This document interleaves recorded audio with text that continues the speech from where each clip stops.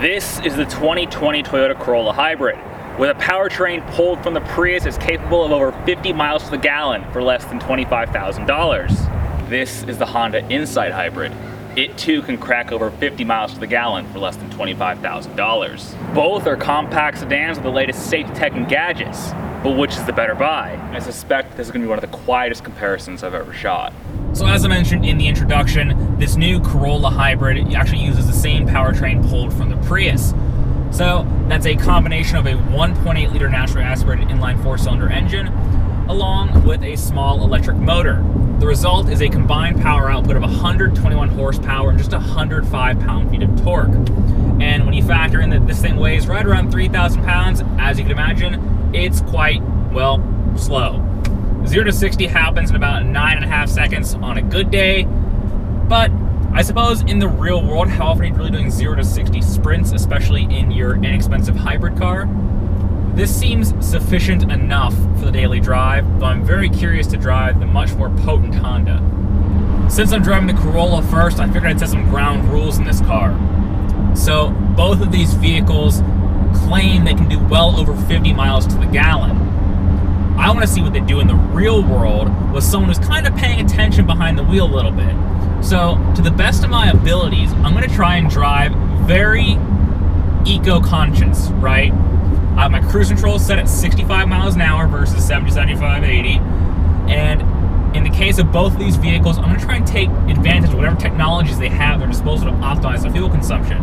So for Corolla Hybrid, I have the Eevee Mode button hit on, and I'm going to toggle between drive and brake regen to try and keep that hybrid battery filled up with juice so I can maximize the amount of EV driving I can do. Same goes for the Insight. So with the ground rules set, let's jump into it. The Corolla has a soft, squishy ride to it, like a marshmallow. However, unlike a marshmallow, there's no real sweetness once you dig into it. The steering is kind of numb, and those eco-friendly, low rolling resistance tires, which theoretically improve fuel economy, offer very little in the way of grip or stability, especially in emergency braking situations. On the upside, the hybrid powertrain cribbed from the Prius is something Toyota's had a long time to refine. After all, Toyota became synonymous with being green once the Prius rose to popularity some 15 years ago. Features like the Eco Cooling and Heating button optimize the AC when it's on for reduced fuel consumption. Additionally, this car has an Eevee Mode where, when engaged, it tries to optimize the amount of time this car spends driving purely on electric power. Then there are the drive modes. When you pull the shifter into drive, the Corolla Hybrid is going to try its best to maximize the amount of time spent in Eevee Mode, while also offering the best blend of performance from the gasoline engine and the hybrid battery system. There's also an option for B, which stands for brake regen. Basically, if you pull the shifter on to B, the Corolla Hybrid is going to try and maximize the amount of energy scavenging you can do under hard braking, which is a cool trick hybrids can do. To simplify, the hybrid system takes the kinetic energy you get under braking and shoves it right back into the battery system to maximize the amount of EV driving this vehicle can do. It's all very clever. Less clever is the interior. For 2020, Toyota only offers the Corolla Hybrid in one trim, the LE Hybrid. So cloth seats and an expansive plastic is the overarching theme here. Then there's the infotainment screen, which feels far away from the driver's seat and is a bit dull to look at. Additionally, it's a bit slow to respond to your inputs. Though, on the upside, pairing your phone via Bluetooth is very simple. Corolla Hybrid also has the latest version of Toyota Safety Sense, which includes features like automatic collision braking, radar-guided cruise control, and lane keep assist. However, as with many of these new Toyota products, the efficacy of these features is kind of hit and miss.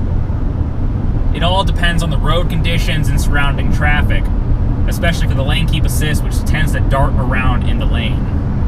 So, for the sake of full transparency, I'm filming the reviews of both of these cars on the last day I have them. So both Honda and Toyota have graciously given me these cars for a week each, and I wanted to live with them for that full week before I actually give you this review to kind of understand how all the buttons work and how everything goes in the car and how it really works in the real world.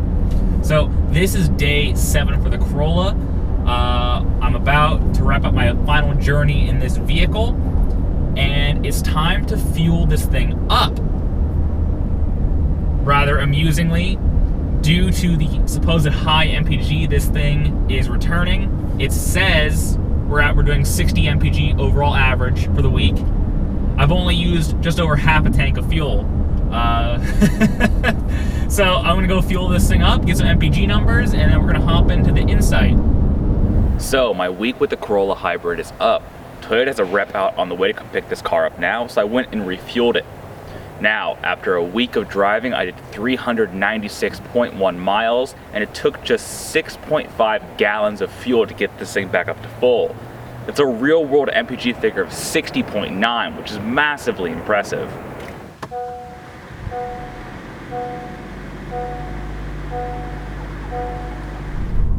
Insight has been something of a niche nameplate for Honda, appearing on and off over the years as Honda has played around with these new ultra fuel efficient powertrain options.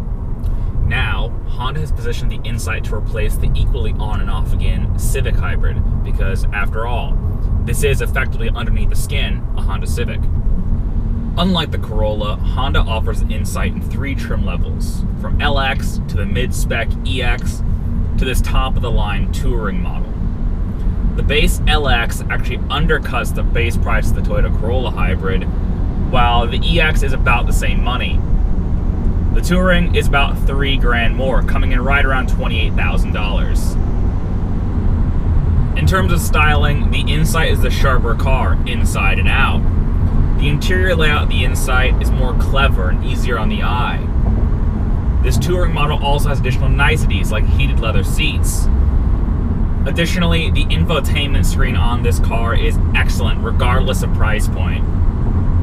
It looks great, it's responsive to the touch, and has a nice, easy to use layout. And when you combine that with this digital instrument cluster that seems to be nearly infinitely configurable, the end result is a car that just feels jam-packed with gizmos and buttons to push compared to the Corolla. On the open road, the Insight seems to offer a nicer, more plush and premium ride quality to it. And the handling, likewise, seems to be superior to the Corolla. Like the Corolla, I've now been driving around the Insight for a week, and interestingly, my initial impressions of this car continue to be the most poignant. And just like the ride and handling of this car seems to be a step above the Corolla, the acceleration, likewise, is just much stronger. So, while the Corolla is working with 121 horsepower and 105 pound-feet of torque on a car that weighs about 3,000 pounds, this guy has 151 horsepower and, thanks to a much stronger electric motor, 197 pound-feet of torque. Honda claims will do 0 to 60 in under 8 seconds. For the most part, the tandem operation of the electric motor and the gasoline engine is pretty seamless in terms of feel, though when the gasoline engine does kick on, you do hear the sound. That little 1.5 liter naturally aspirated engine just kind of sounds grating and rough and not particularly pleasant. So interestingly, Honda has fitted this car with a sport button that makes the throttle response much sharper. It also makes it so pushing down the accelerator 25% of the way is basically the same thing as going full throttle. It also changes the sound in the cabin. It gives it a fake noise, which, listen to this, for better or worse, this is what happens when you push sport mode.